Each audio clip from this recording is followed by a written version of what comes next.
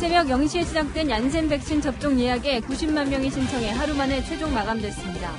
좀 더 이제 빨리 맞아야 좀 더 자유로움이나 또 이런 어떤 규제 완화나 그런 게 좋아지지 않을까 싶은 마음이고, 신청자가 몰려 예약 사이트 접촉이 지연되거나 일부 명단이 누락되기도 했습니다. 대구시가 정부에 3천만 명분의 화이자 백신을 구매 주선한 것으로 확인됐습니다.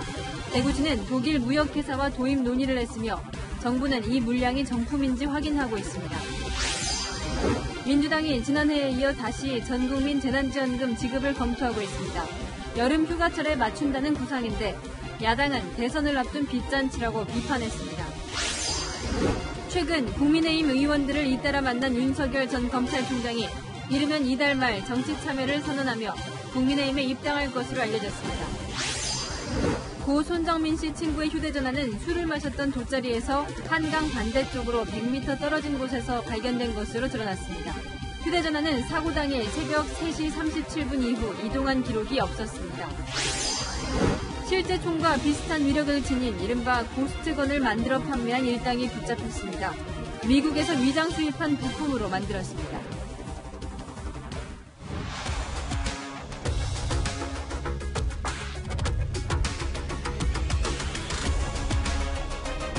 뉴스의 동정민입니다. 접종을 꺼리는 백신 불신을 걱정했는데 예상보다 백신을 맞고 싶어하는 국민들이 많았습니다. 오늘 새벽 0시부터 컴퓨터나 휴대폰 앞에서 끙끙댔던 30대 남성들 많으셨을 텐데요. 예비군 민방위 등을 대상으로 진행된 얀센 백신 선착순 예약이 18시간 만에 마감됐습니다. 90만 명이 순식간에 예약한 건데요. 기다렸던 청년들이 한꺼번에 몰리면서 접속이 지연되는 혼란도 있었습니다. 이현수 기자가 첫 소식으로 전해드립니다. 접종 예약이 시작된 지 1분도 지나지 않은 시각. 접속자 수는 3만 명을 넘어서고 대기 중이라는 안내만 뜹니다. 준비된 백신은 100만 명분으로 대상자 370만 명의 3분의 1에도 못 미치는데 예약을 선착순으로 받다 보니 접속이 몰린 겁니다. 접속이 되게 많더라고요. 그래서 한 1시간 반 지나서 1시 반쯤 그쯤에 하니까 좀 딜레이가 있었는데 예약은 됐어요. 대상자 중 일부는 명단이 누락돼 신청에 애를 먹기도 했습니다. 대상자가 아니라고 뜨니까 이제 혹시 브라우저 문제인가 해서 다른 브라우저도 사용해보고 다 안 된다고 떠서 좀 많이 당황스러웠었죠. 오류가 수정된 오전 9시까지 밤잠을 설쳐야 했습니다. 잠을 못 자게 된 게 갑자기 언제 될지 모르니까 백신 못 맞으면 어떨까 마음 졸린 거 하나도 뭐 사과조차도 없고. 예약 시작 18시간 만인 오후 6시 90만 명이 접수해 예약이 마감됐습니다. 얀센 백신은 예방 효과가 66%로 비교적 낮고 혈전 부작용 사례도 보고됐지만 한 번의 접종이 끝나고 변이 바이러스에도 효과가 있는 장점이 있습니다. 여기에 접종 인센티브가 발표되면서 접종 의향이 높아진 걸로 분석됩니다. 좀 더 이제 빨리 맞아야 좀 더 자유로움이나 또 이런 어떤 규제 완화나 그런 게 좋아지지 않을까 싶은 마음이고. 얀센 백신 접종은 오는 10일부터 시작됩니다. 채널A 뉴스 이현수입니다. 오늘부터 백신 접종자들에겐 여러 인센티브가 제공되는데요. 이만한 인센티브가 또 있을까요? 1년 넘게 벽을 사이에 두고 만나야 했던 요양병원의 대면 면회가 재개됐습니다. 두 손을 맞잡은 80대 노부부는 눈물을 흘렸습니다. 김단비 기자입니다. 남편 손을 잡은 아내는 눈물을 쏟아냅니다. 눈물을 닦아주고 연신 팔다리를 주무르는 손길에 애틋함이 묻어납니다. 빨리 나으신데요. 좀 주물러주니까 낫지?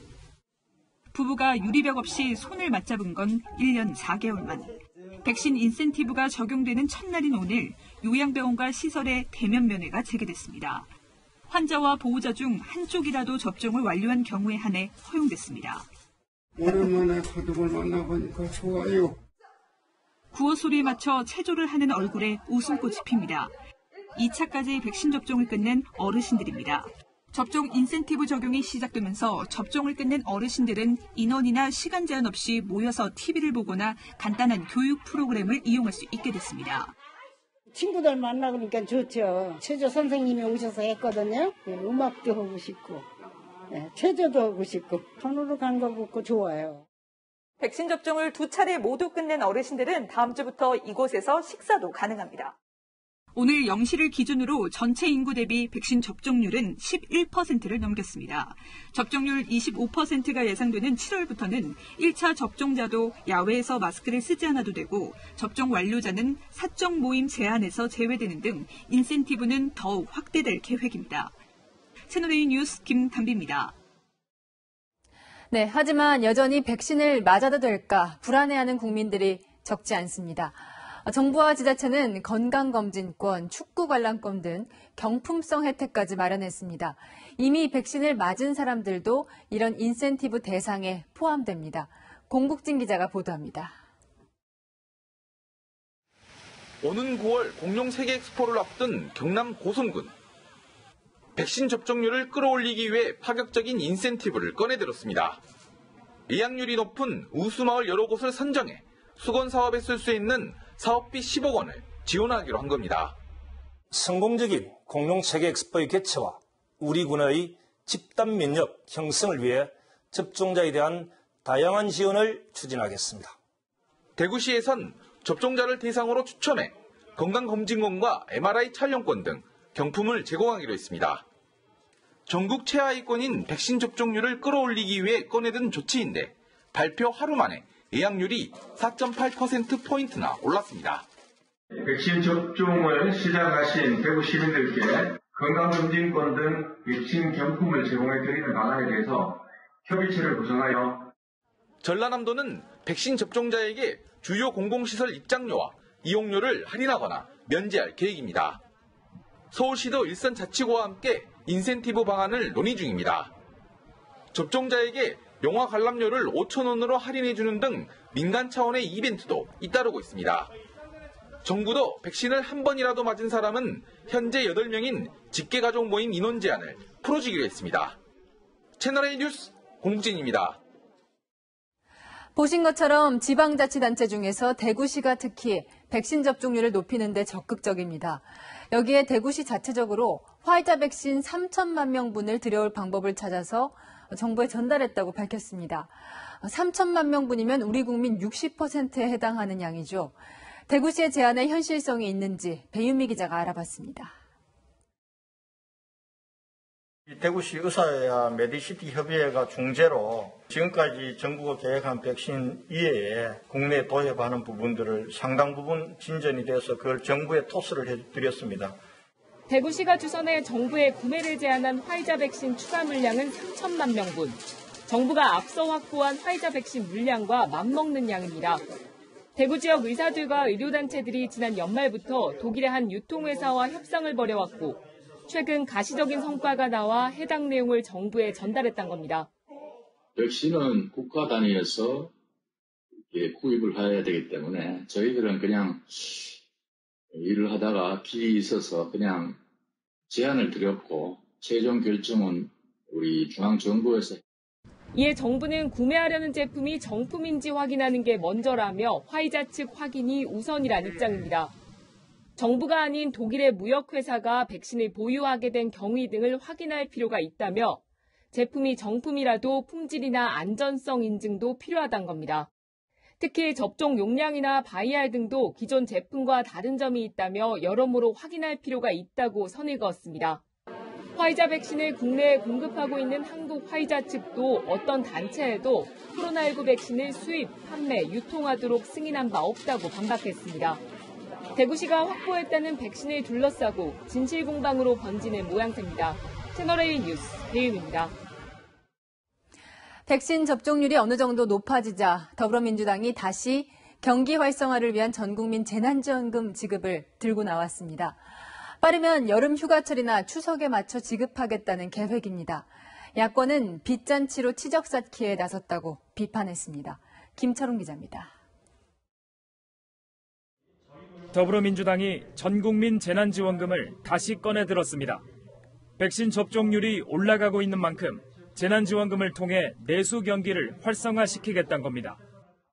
전국민 재난지원을 포함하는 이 추가 경정 예산안의 편성과 처리가 시급하다. 이렇게 다시 한번 강조합니다.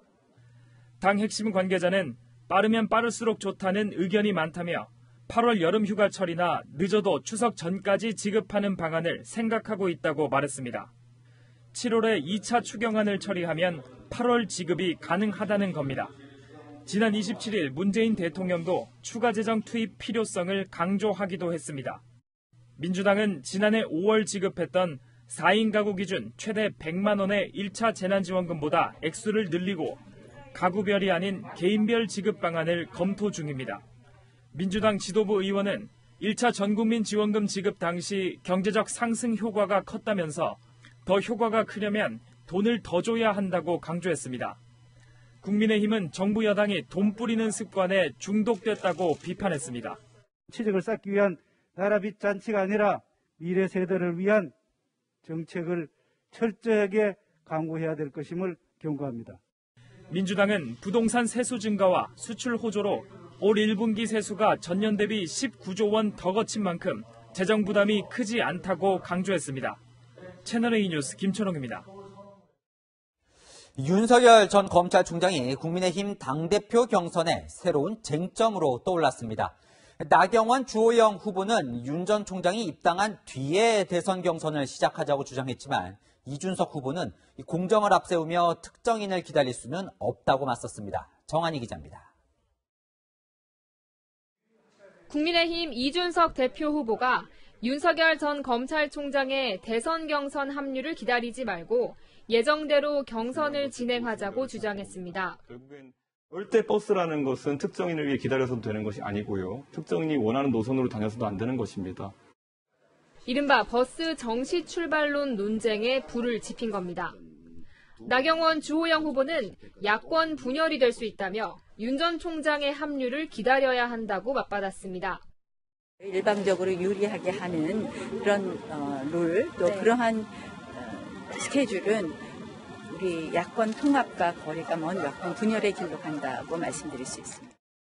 우리 후보를 먼저 뽑아놓고 차례차례 박거희 후보와 단일화한다는 것은 너무나 불확실한 변수가 많고 국민의힘 당원 당규에 따르면 11월 9일까지 대선 후보를 선출해야 합니다. 대개 두세 달 전에 대선 기획단과 선관위 등이 운영되는 만큼 경선 레이스는 8월 초부터 시작됩니다. 예정대로 경선 일정이 진행되려면 윤 전 총장의 입당은 늦어도 7월까지는 이뤄져야 한다는 얘기입니다. 윤 전 총장 합류를 둘러싼 공방은 개파 논쟁으로 이어졌습니다. 특정 후보를 대통령으로 만들겠다는 그런 발언을 했던 분이 당대표가 된다면 당 밖에 있는 안철수, 윤석열 사람들은 인간에 합류하지 않을 겁니다. 유승민 의원에 대해 가지고 부정적인 생각을 갖고 있는 강경보수층의 표를 얻으려고 한 행위, 이거는 대선 경선에 영향을 미치는 행위입니다. 후보들은 내일 열리는 부산, 울산, 경남 합동연설회에서 공방을 이어갈 것으로 보입니다. 채널A 뉴스 정한입니다. 자, 그럼 당사자인 윤석열 전 검찰총장은 국민의힘 입당에 대해 어떤 생각을 갖고 있을까요? 최근 국민의힘 의원들과 두루 접촉하면서 여러 이야기를 하고 있는데 이르면 이달 말 입당 가능성도 제기됩니다.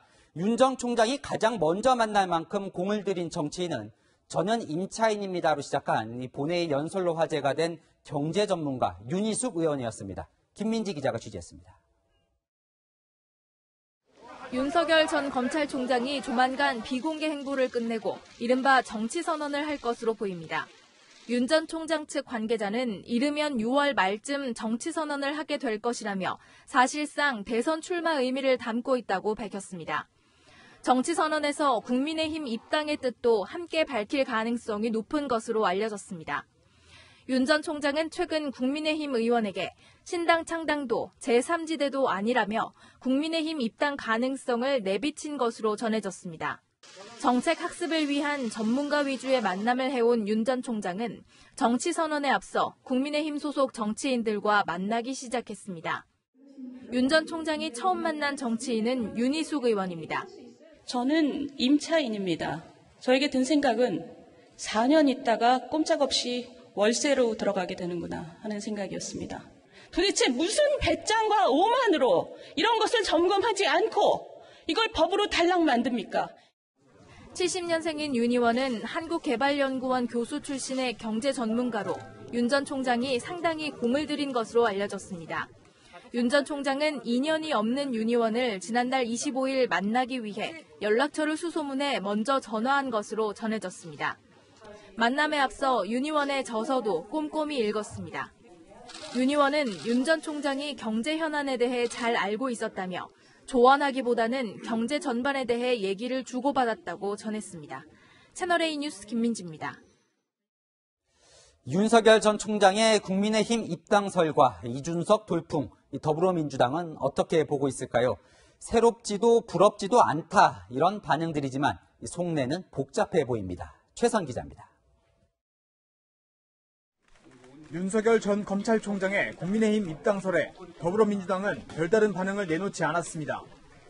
민주당 대선주자 선두를 달리고 있는 이재명 경기도지사 측은 조직과 자금 없이 대선을 혼자 치르는 건 불가능하다며 예정된 수순이라는 반응을 보였습니다. 이낙연 전 당대표는 지금까지 숨어있는 건 당당한 태도가 아니다며 국민 심판을 받을 준비를 해야 한다고 일침을 놨습니다. 김두관 민주당 의원은 등판은 자유라면서도 국민의힘 입당이라는 배은의 길 선택이 아쉽다고 밝혔습니다. 이준석 국민의힘 당대표 후보의 돌풍에 대해 부럽다고 했던 민주당에서는 오늘은 새롭지 않다는 평가가 나왔습니다. 우리한테도 또 자극제가 될 수 있기 때문에 다만 걱정스러운 거는 저는 이준석 현상이 그렇게 새삼스럽거나 새롭지 않아요. 유럽의 장기 불황 이후 정치권의 극우화 과정에서 젊은 정치인들이 배출된 상황과 크게 다르지 않다는 겁니다. 윤영찬 민주당 의원도 국민의힘이 부럽지 않고 이 후보에게 마땅히 부러운 점을 아직 찾아보지 못했다고 평가했습니다. 하지만 내부적으로는 민주당도 변해야 한다는 목소리가 더 높습니다. 우리도 초선도 원외인사도 당대표 본선에 나가서 자기 주장을 할 수 있는 그런 제도적으로 좀 탈바꿈하자. 송영길 민주당 대표는 청년위원회, 대학생위원회에 대한 인력과 예산의 지원 확대를 약속했습니다. 채널A 뉴스 최선입니다. 조국 전 장관의 회고록은 오늘 발간되자마자 불티나게 팔리고 있는데요. 책 안에는 곧 죽을 권력만 치는 정치검사, 절대 반지를 낀 어둠의 군주, 윤석열 전 검찰총장을 향한 독설이 가득했습니다. 내일 송영길 민주당 대표 조국 사태에 대한 입장을 밝힐 예정입니다. 최수연 기자입니다. 조국 전 장관은 오늘 출간된 회고록 상당 부분을 윤석열 전 검찰총장을 비판하는 데 할애했습니다. 검찰을 절대 반지를 낀 어둠의 군주에 빗대며 윤 전 총장을 현직에서부터 수구 보수 진영의 가장 강력한 대권 후보라고 규정했습니다. 자신과 가족을 둘러싼 집요한 윤 전 총장의 수사를 놓고는 문재인 정부를 곧 죽을 권력이라 판단했기 때문이라고 주장했습니다. 대통령 2명을 감옥에 보낸 윤석열은 문재인 대통령도 잠재적 피해자로 인식하기 시작했을 것이라고도 했습니다. 민주당 내에서는 조국 회고록을 두고 반응이 엇갈렸습니다. 신경민 전 민주당 의원은 걱정하고 불편한 얘기들이 굉장히 많다면서 또 윤석열이라는 이름이 전면에 등장하게 됐다고 우려했습니다. 입장을 전혀 표시 안 하고 갈 수는 없다고 생각해요. 왜냐하면 민주당이 계속해서 이것들을 테이블 위에 올려놓을 수가 없어요. 사인 민간인 시절에 벌였던 일이기 때문에 이것을 당이 대신 나서서 사과를 한다는 것 자체가 주체로서 좀 적절한가라는 이런 좀 고민이 있고요. 직접 사과를 했기 때문에 오히려 그 사과로 대신하는 게 맞지 않나라는. 민주당 지도부는 오늘 비공개 회의를 열어 조국 사태 대응 방안을 논의했습니다. 조국 전 장관 관련 내용은 내일 가서 보시죠. 송 대표는 내일 대표 취임 한 달 기자회견에서 공식 사과할 것이라는 관측이 나옵니다. 채널A 뉴스 최수연입니다.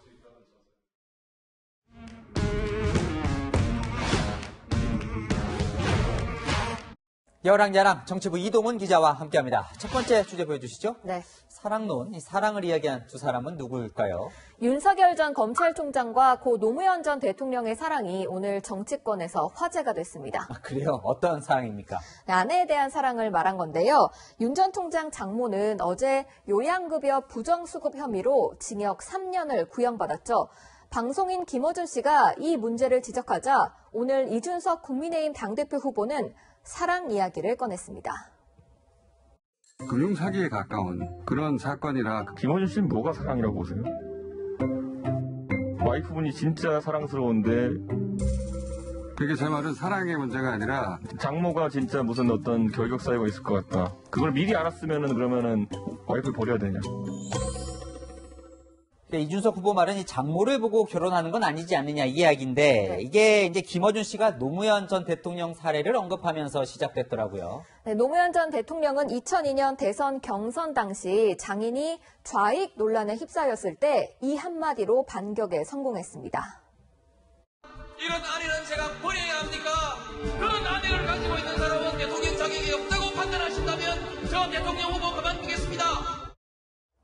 지난해 윤석열 전 총장도 사랑론에 대한 질문을 받은 적이 있는데요. 어떻게 답했을까요? 아직도 사랑에 대해서 잘 몰라요. 부인을 지켜주시고 부인의 가족을 지켜주시려고 하는 이런 게 아닌가. 저희 집사람은 어디 가서 남편이 공무원이다 검사라는 얘기도 안 합니다.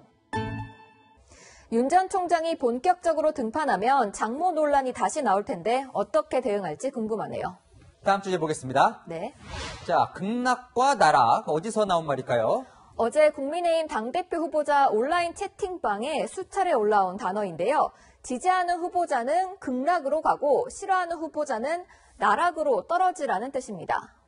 극락과 나락이면 이 불교 용어로 이제 천당과 지옥인데 온라인 채팅창이 어제 뜨거웠다면서요? 네, 실시간 접속자 수가 5만 명을 넘게 됐는데요. 각 후보가 발언할 때 어떤 반응이 나왔는지 영상으로 준비했습니다.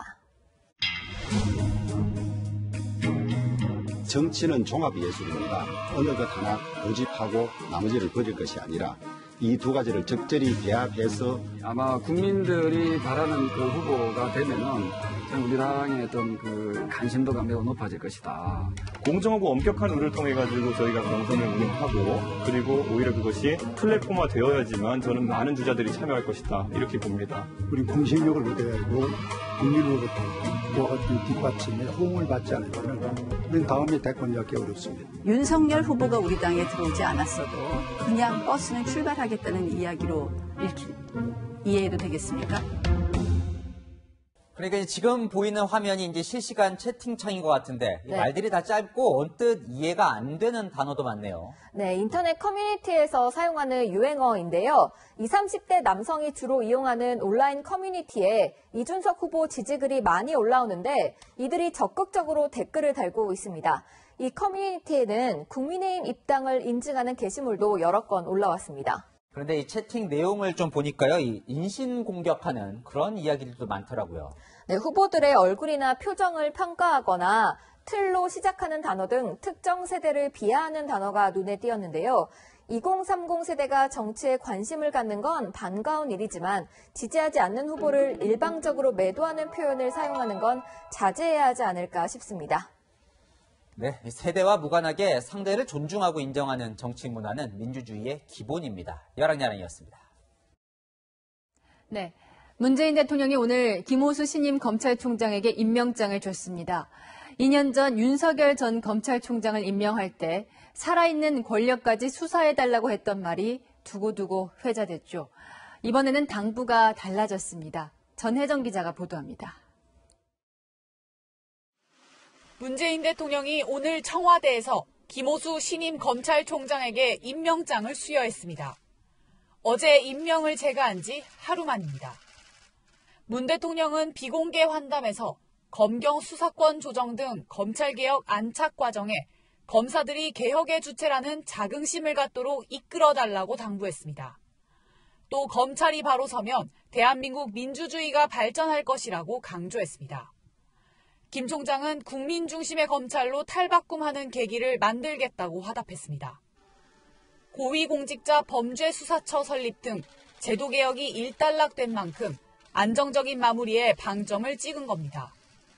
문 대통령은 2년 전 윤석열 전 총장을 임명할 땐 살아있는 권력에 대한 엄정한 수사를 언급했습니다. 살아있는 권력에 대해서도 똑같은 자세가 돼야 한다고 생각하기 때문입니다. 우리 청와대든 또는 뭐 정부든 또는 뭐 집권 여당이든 만에 하나 권리권 비리가 있다면 정말 이렇게 엄정한 그런 자세로. 하지만 이후 조국 전 장관 관련 의혹, 그리고 울산시장 선거 개입 의혹 등에 대한 현 정권 관련 수사가 진행됐고 문재인 정부는 타격을 입었습니다. 이제 검찰은 별로 청와대 권력을 겁내지 않는 것 같습니다. 김 총장은 오늘 취임식에서 검찰개혁을 완성하도록 최선을 다해야 한다고 강조했습니다.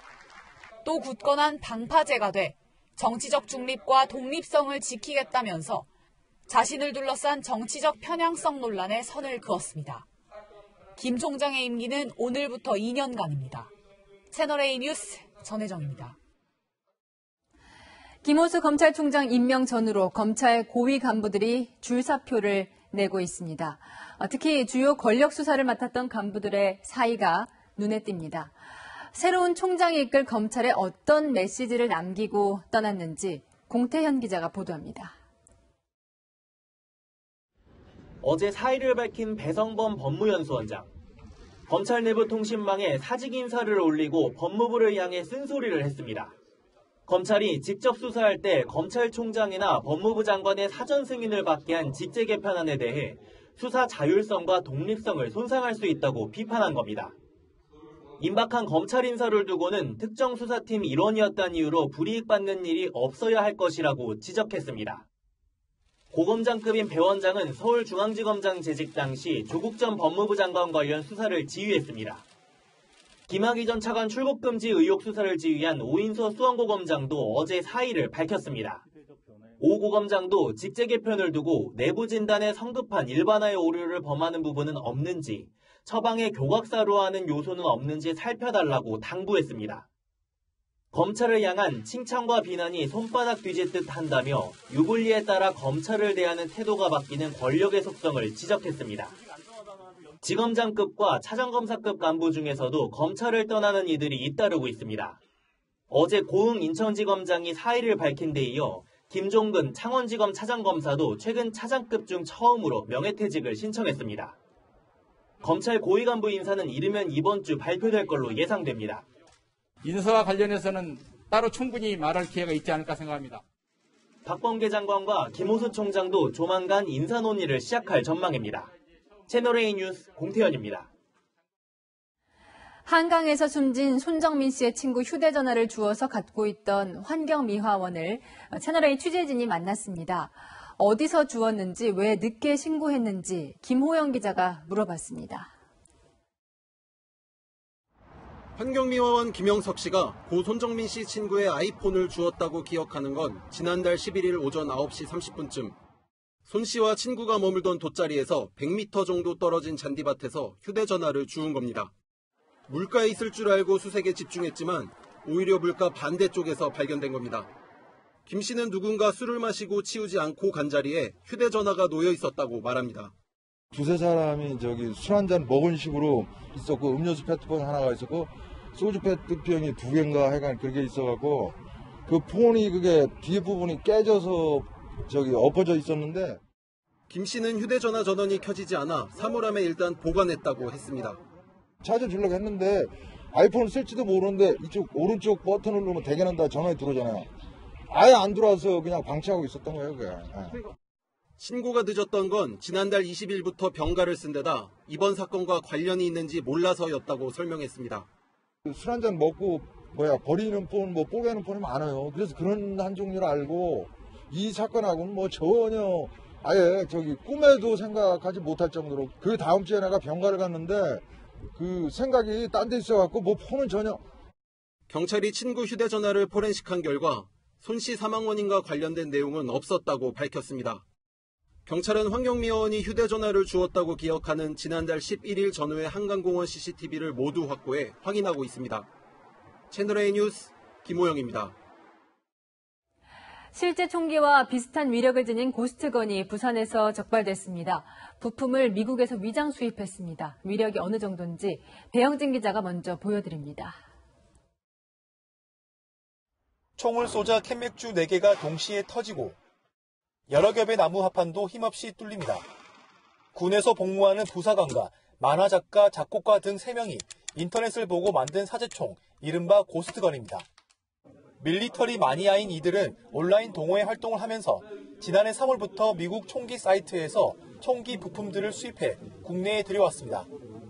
장난감 등으로 거짓 신고해 수입 통관 절차를 피했는데 부품 재질이 장난감에 많이 사용되는 폴리머 소재다 보니 세관에서도 별다른 의심 없이 통과시켰습니다. 이들은 이런 식으로 반입한 총기 부품과 장난감 총기 부품을 결합해 권총 5정과 소총 1자루를 만들었습니다. 실탄을 구하는데 어려움을 겪자 금속 탐지기를 동원해 미군 훈련 장소를 찾아다니며 실탄을 수집하는가 하면 수입한 화약으로 공포탄을 만들어 사격 연습을 하기도 했습니다. 이들이 만든 권총 3정은 300만 원씩 팔리기도 했습니다. 전쟁 발발했을 때 가족을 보호하기 위해서 구매를 하였다. 이래 하지만 강력범죄 이용자들이 구매할 수 있는 구조였다는 것이 큰 문제였습니다. 경찰은 총기 제작을 주도한 1명을 구속하고 나머지 일당과 구매자 등 6명을 입건했습니다. 또 실탄과 총기 부품 등 138점을 압수했습니다. 현행 법상 무허가 총기 제조의 경우 3년 이상 15년 이하의 징역 또는 3천만 원 이상 1억 원 이하 벌금에 처하도록 규정하고 있습니다. 채널A 뉴스 배영진입니다. 네, 이제 우리나라도 더 이상 총기 안전지대가 아니라는 것을 보여주죠. 이런 장비가 범죄에 악용될 우려가 있어서 대책 마련이 시급합니다. 이어서 강경모 기자입니다. 경전철 정비창에 경찰관들이 모여 있습니다. 이곳 직원이 총기를 난사해 동료 직원 등 9명이 숨졌기 때문입니다. 지난해 미국에선 총기가 전년도보다 64% 더 팔렸고 살인사건도 20% 넘게 늘었습니다. 이딴 총기 사고로 고민이 깊던 미국 정부는 첫 총기 규제 대상으로 유령총, 고스트건을 지목했습니다. 사용자가 만드는 총인 고스트건은 일련 번호가 없어 추적이 어려운 데다 강화 플라스틱인 폴리머 소재여서 금속 탐지에도 걸리지 않습니다. 조립도 쉽다 보니 범죄에도 악용되고 있습니다. I don't need to wait another minute, let alone an hour, to take common sense steps that will save the lives in the future and to urge my colleagues in the House and Senate to act. 국내에서 고스트건을 만들어 판매까지 한 사실이 드러나면서 우리나라도 더 이상 총기 안전지대가 아니라는 우려가 나옵니다. 특히 일반 시민이 부품을 아무런 제지 없이 들여왔다는 점에서 안전관리에 큰 구멍이 뚫렸다는 지적이 나옵니다. 많은 사람들이 그런 정보를 공유를 해서 조직적으로 제작하고 유통하고 이런 체계가 만들어졌다라면 전 경찰력을 동원해서 찾아내고 빨리 단속을 해야 됩니다. 경찰은 통관에서 걸러지지 않은 총기 부품 목록과 범행 수법을 관세청에 제공하고 절차 개선을 요구했습니다. 채널A 뉴스 강경모입니다. 네, 오늘부터 전월세 신고제가 시행되며 임대차 3법이 모두 완성됐습니다. 세입자 보호가 취지였죠. 그런데 법 시행 후 같은 아파트라도 전셋값이 2배 넘게 차이 나는 반대 효과가 일어나고 있습니다. 안건우 기자가 취재했습니다. 서울 마포구의 한 아파트 단지입니다. 이 아파트 최근 실거래가를 보니까 한 달 만에 전셋값이 2배 가까이 뛰었습니다. 갱신하지 않고 새로 계약할 때는 최대한 올리다 보니까 같은 아파트 같은 평형이라도 가격 차이가 이렇게 크게 날 수밖에 없는 겁니다. 임대차 보호법에 따라 계약갱신 청구권을 행사하고 5% 이내로 임대료를 올린 집과 그렇지 않은 집에 따라 2개의 전세 시세가 만들어진 겁니다. 이중 전세가는 임대차 보호법 시행 이후 강남북 할 것 없이 서울 전역에서 발생하고 있습니다. 서울 송파에 전세를 사는 30대 직장인 송모 씨. 계약갱신 청구권 덕에 당장 전세값 폭탄은 피했지만 벌써 계약이 끝나는 내후년이 걱정입니다. 가들 보면 거의 2배 이상 올랐어요. 다시 계약을 할 수 있을지 걱정될 정도로 너무 전세가격이 많이 오른 상태입니다. 목돈 마련을 위해 마포에 세놓은 자신의 집 전세부터 최대한 올려받을 계획입니다. 주변 시세랑 매덕 차이가 나기 때문에 법적 상한선까지는 올릴 수 있는데 인위적으로 한 곳을 누르자 다른 곳이 부풀어 오르는 풍선인데 문제는 1, 2년 안에 터지는 타이머가 달려있던 겁니다. 2년이 끝나는 시기에는 신규 계약으로 받을 수 있는 거잖아요. 그게 언제냐? 내년 하반기부터잖아요. 걸릴 게 없으니까 좀 크게 나갈 가능성이 높죠. 결국 억눌린 만큼 튀어오르고 그 피해는 고스란히 서민 몫이 될 거란 우려가 나옵니다. 채널A 뉴스 안건우입니다. 서울의 고등학교에서 고3 학생들이 무더기로 코로나19 확진 판정을 받았습니다. 교내 자습실을 함께 이용하고 교실 간 이동 수업을 한 것으로 확인됐습니다. 김설혜 기자가 보도합니다. 서울 강북구의 고등학교. 정문은 굳게 닫혀 있고 출입을 제한한다는 안내판이 세워져 있습니다. 이 학교에서 학생 34명이 코로나19 확진 판정을 받았습니다. 그제 고등학교 3학년 학생 1명이 확진 판정을 받은 이후 학교 측은 전교생과 교직원을 대상으로 검사를 진행했습니다. 어제 3학년 학생 29명이 확진된 데 이어 오늘 3학년 1명과 2학년 2명, 1학년 1명이 추가된 겁니다. 교직원들은 모두 음성 판정을 받았지만 학생들은 아직 검사 결과를 기다리고 있어 추가 확진자가 나올 가능성도 있습니다. 역학조사 결과 학생들이 같은 공간을 사용하며 전파가 이루어진 것으로 추정됩니다. 일부 확진자들은 교내 자습실을 함께 이용하였으며 학생들은 교실 간 이동 수업을 한 것으로 확인되었습니다. 해당 학교는 오는 14일까지 원격 수업으로 전환했습니다. 이틀 뒤에 치러지는 수능 모의평가도 온라인으로 치러집니다. 일요일날 갑자기 확진이어가지고 갑자기 이제 월요일날 수업을 해야 되니까 온라인 수업도 제대로 지금 안 되고 있는 상황이고 좀 걱정은 되고 있죠. 같은 재단 소속 중학교 학생 329명 중 검사 중인 1명을 제외하고는 모두 음성 판정을 받은 것으로 확인됐습니다. 교육부 관계자는 오는 2학기부터 전면 등교를 실시하는 계획은 일단 유지한다고 밝혔습니다. 채널A 뉴스 김설혜입니다.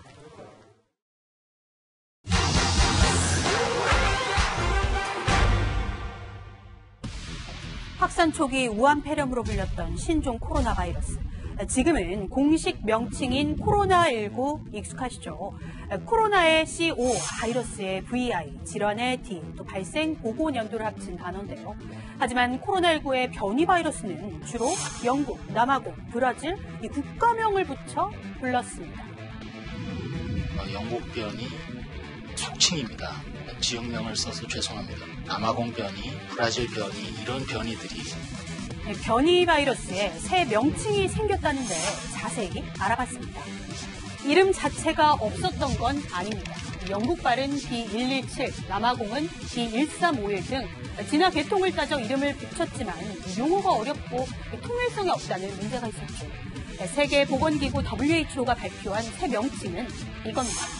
영국발 변이는 알파, 남아공발 변이는 베타, 또 감마, 델타로 그리스 알파벳순이죠. WHO는 발음하기 쉽고 낙인 찍히지 않는 이름이라고 설명했는데요. WHO 코로나19 기술팀장 마리아 벤 커코브는 변이를 탐지하거나 보고하는 국가가 낙인 찍혀서는 안 된다며 그리스 알파벳 기반이 말하고 또 기억하기 쉽다고 설명합니다. 단 과학 연구에서는 숫자로 된 기존 명칭을 계속 사용될 예정이죠. 일부에서는 질병 이름에 지역명만 못 쓰는 거냐 물리는데요. 그건 아닙니다.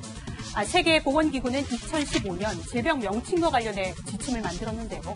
구체적으로 도시, 국가 등 지리적 위치뿐 아니라 사람 이름, 또 문화, 직업 관련, 또 지나친 공포감을 조성하는 용어는 질병 이름에 포함할 수 없다고 권고합니다. 우리 방역당국도 당분간은 기존 명칭과 그리스 알파벳 명칭을 함께 쓰되 앞으로 명칭을 통일하겠다고 밝혔습니다. 이 밖에도 궁금한 점은 헬트넷 많은 문의 바랍니다. 선진국들 보며 부러워했던 우주 개발, 우리나라도 중요한 첫 발을 뗐습니다. 우주 공간에 인공위성이나 이 탐사선을 보내기 위해 쏘는 로켓이 발사체인데요. 이 기획부터 설계, 제작까지 전 과정을 국내 기술로 개발한 첫 발사체 누리호가 오늘 모습을 드러냈습니다. 10월 발사에 성공하면 우주 발사체를 보유한 세계 7번째 국가가 됩니다. 황규락 기자가 현장에 다녀왔습니다. 특수 차량에 실린 발사체가 서서히 모습을 드러냅니다. 순수 국내 기술로 개발된 첫 한국형 발사체 누리호입니다. 누리호는 작은 충격에도 전자장비에 영향을 줄 수 있습니다. 그래서 이렇게 제가 걷는 속도인 시속 1km 정도로 천천히 움직이고 있습니다. 발사대에 도착한 뒤 3개의 피뢰침 사이로 누리호가 조심스레 세워집니다. 누리호는 총 3단으로 이루어져 있습니다. 100위권 돌파에 사용되는 1단 로켓은 75톤 엔진 4개를 엮어 만들었고 2단과 3단 로켓 위로 1.5톤 무게의 인공위성이 실립니다. 앞으로 저희가 발사 준비를 완료해서 발사까지 성공을 하게 되면 발사체 개발의 전 과정을 우리 손으로 다 확보를 하게 되겠다라는 큰 의미가 있다고 보시면 됩니다. 지난 2013년 나로호 발사 때는 러시아에서 만든 1단 발사체를 빌렸었지만 이번엔 100% 우리 기술로 쏘아 올리는 겁니다. 앞으로 연료 주입 시험 등을 거친 뒤 오는 10월 1.5톤 더미 위성을 싣고 우주로 향할 계획입니다. 발사에 성공하면 세계 7번째 우주 발사체 보유국이 됩니다. 그동안 족쇄였던 한미 미사일 지침도 최근 종료된 만큼 앞으로 대륙간 탄도미사일 개발에도 관련 기술의 활용이 가능합니다. 채널A 뉴스 황규락입니다. 유튜브 보시던 분들 오늘 갑자기 왜 이렇게 광고가 많아졌지 하셨을 텐데요. 인기 채널의 영상에만 붙던 광고가 모든 영상으로 확대됐습니다. 또 구글의 각종 서비스도 이제 돈을 내야만 이용할 수 있는데요. 유튜버들도 이용자들도 모두 불만입니다. 김유빈 기자입니다. 끊김없이 영상을 시청하려는 이용자에겐 번거롭기만 한 유튜브 광고.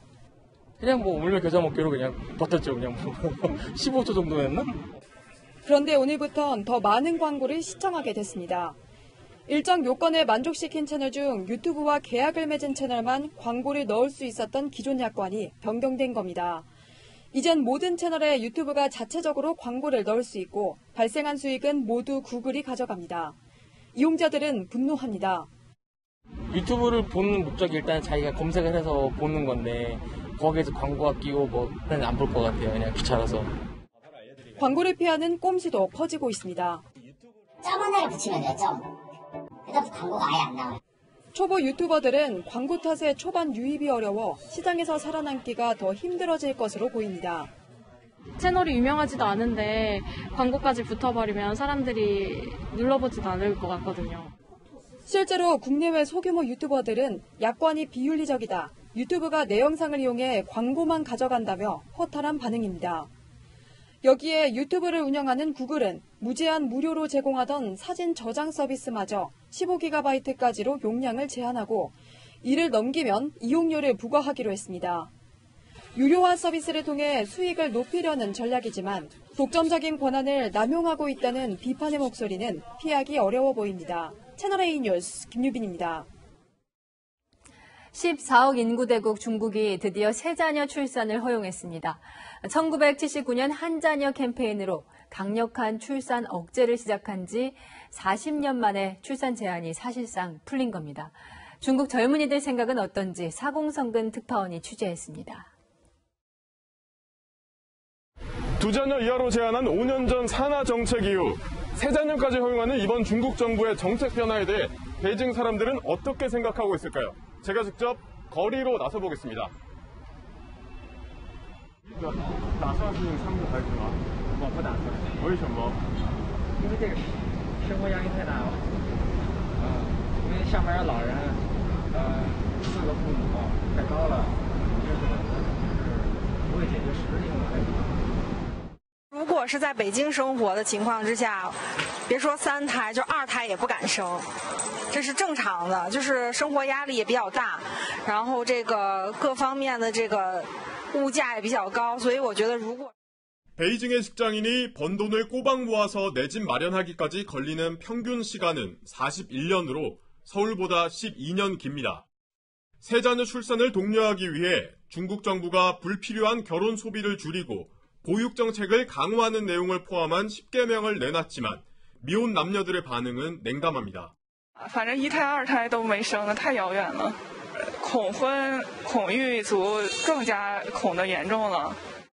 当然，这个政策开放对我来说影响是不大的。没有开放之前，我也不会说会多生或者是少生。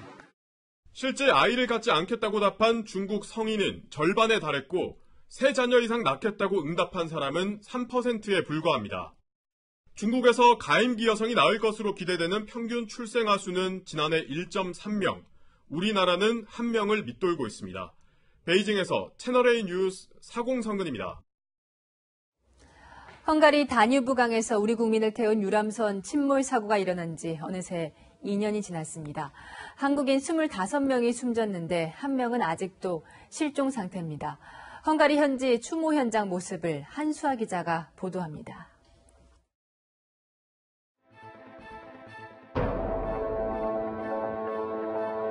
길이 135m에 이르는 대형 크루즈선 바이킹 시기호가 유람선 허블레아니호를 그대로 들이받습니다. 순식간에 배가 침몰하며 현지인 선장 2명과 한국인 관광객 25명이 숨졌고 1명은 실종됐습니다. Egész egyszerűen ő nem vette észre a hableányt. Ő erre hivatkozik, és nem látta azt, hogy előtte közlekedik egy hajó, és hogy elsodorja. 그로부터 2년. 사고 지점의 머르기트 다리 근처엔 이들을 위로하는 추모비가 세워졌습니다. tisztességképpen az áldozatok előtt 과실치사와 뺑소니 혐의를 받는 가해선박 선장에 대한 재판은 지난해 3월 헝가리에서 시작됐지만 코로나19로 재판 일정이 지연되고 있습니다. 말로 못하지 표현을. 어떻게 말로 표현을 해. 이게 잠도 못 자고 아직도. 너무 시간이 오래 갔잖아요. 아무것도 이루어진 건 없고. 사고 당시 구조에 참여했던 소방관과 잠수부 그리고 헝가리 시민들은 희생자들의 넋을 기리며 랜선으로 아리랑을 합창했습니다.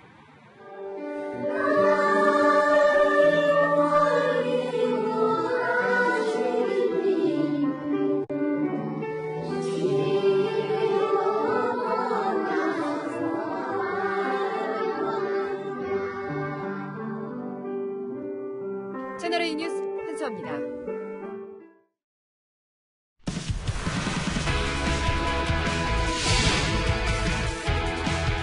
안녕하세요. 스포츠 뉴스입니다. 해군 특수부대 출신으로 유명해진 파이터 김상욱이 올 시즌 첫 경기에서 압승을 거뒀는데요.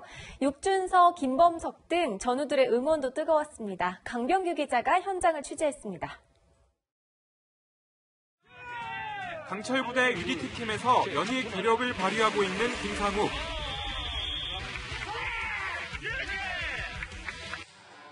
무대에 오른 김상욱이 UDT 깃발을 힘차게 흔듭니다. 이번엔 참호가 아닌 케이지로 향합니다. UDT 동료 육준서, 김범석이 힘찬 응원을 보냅니다. UDT의 명예가 걸린 한판 승부. 웃음기는 사라지고 파이터 본능이 살아납니다. 경기 시작과 동시에 주특기인 그라운드 기술로 기선을 제압합니다. 빈틈이 보이면 계속해서 펀치로 공략합니다. 긴장했던 동료들은 여유로운 경기 운영에 다소 마음을 놓습니다. 경기 종료 10초를 앞두고 막판 공격에 집중하며 우위를 굳힌 김상욱. 3대0. 심판 전원일치 판정승을 거뒀지만 아쉬움도 있습니다. 좀 화끈한 경기를 펼쳐야 되는데 그러지 못해서 좀 아쉽습니다. 동료들의 격려에 용기를 다시 얻습니다. 많이 걱정됐고 사실 다치지 않고 승리하는 게 제 바람이었는데 얼굴 보니까 멀쩡하네요. 고생 많으셨어요. 피떡이 되는 안받을 수가 없어요. 안 다친 게 더 좋은. 통산 전적 4전 3승 1패. 김상욱은 목표인 챔피언을 향해 한 발 한 발 나아갑니다. 화이팅! 화이팅! 채널A 뉴스 강병규입니다. 학교폭력 가해자로 몰려 어쩔 수 없이 은퇴했던 선수가 오늘 코트로 돌아왔습니다. 누명은 벗었지만 잃은 게 너무 많았습니다. 염정원 기자가 박상하 선수를 만났습니다. 대국의 학교폭력 논란이 한창이었던 지난 2월. 박상하는 과거 친구를 감금하고 14시간 동안 폭행한 가해자로 몰렸습니다. 그 한쪽의 말을 너무 치우쳐서 믿으니까 그거에 대해서 저도 이제 어떻게 제가 할 수가 없더라고요. 그래서 폭로된 사실 전부 거짓이라는 게 경찰 조사로 밝혀졌지만 상처가 너무 컸습니다. 구단에 피해를 주지 않기 위해 은퇴해야 했고 첫 아이를 임신 중인 아내를 제대로 보살펴주지 못했습니다. 공황장애까지 겪었습니다. 말한 사람은 뭐 피해가 없을 수 있겠지만 제 입장에서는 정말 제가 제일 좋아하던 운동도 못하게 됐었고 좀 많은 걸 잃지 않았었나라는 생각도 듭니다. 무죄가 밝혀졌지만 막막했습니다. 다만 박수를 받으며 코트를 떠나고 싶었습니다. 1년을 하든 2년을 하든 쉽게 살기로 열심히 한번 해서 명예회복을 잘 하고 은퇴할 수 있게 도와주신다고 하고 저도 그거에 초점을 맞춰서 3개월 만에 잡은 배구공이 어색하지만 보너스처럼 찾아온 새로운 배구 인생이 어느 때보다 각별합니다. 정말 많이 울고 힘들어할 때 그런 말 한마디 한마디가 진짜 감사했고 잘 좋은 모습으로 살아갈 수 있도록 노력하겠습니다. 채널A 뉴스 염정원입니다. 후배 선수 성추행 혐의로 재판을 받은 쇼트트랙 국가대표 출신 임효준이 무죄 확정 판결을 받았습니다. 임효준은 남자 후배 선수의 바지를 내린 혐의로 기소돼 1심에서 벌금 300만 원을 선고받았습니다. 하지만 2심에서 무죄로 뒤집혔고 대법원도 무죄 판단을 유지했습니다. 임효준은 1심 선고 이후 중국으로 귀화했습니다. 오늘은 지역별로 하늘 표정이 달랐습니다. 오후 3시 한반도의 위성 사진인데요. 중북부 지역은 구름이 잔뜩 낀 반면 충청 이남 지역은 맑은 하늘이 드러나 있죠. 특히 저녁까지 빗방울이 떨어진 서울은 한낮 기온이 23.9도에 머물면서 대구와 비교했을 때 6도나 더 낮았습니다. 내일은 구름이 걷히고 대부분 지역에 여름더위가 찾아오겠습니다. 한낮에 서울은 29도, 대구는 31도까지 오르겠고요. 대전과 광주도 30도로 덥겠습니다. 이렇게 볕을 가려줄 구름이 없다 보니 자외선 지수도 올라가겠는데요. 지도를 가득 채운 붉은 표시는 매우 높은 단계를 나타냅니다. 여기에 오존 농도도 짙게 나타나는 만큼 낮 시간대에는 야외 활동 최대한 자제하시는 게 좋겠습니다. 모레는 전국에 다시 비 소식이 있는데요. 특히 제주에 강하고 요란하게 쏟아지겠습니다. 비가 내리면서 더위는 주춤하겠습니다. 날씨였습니다.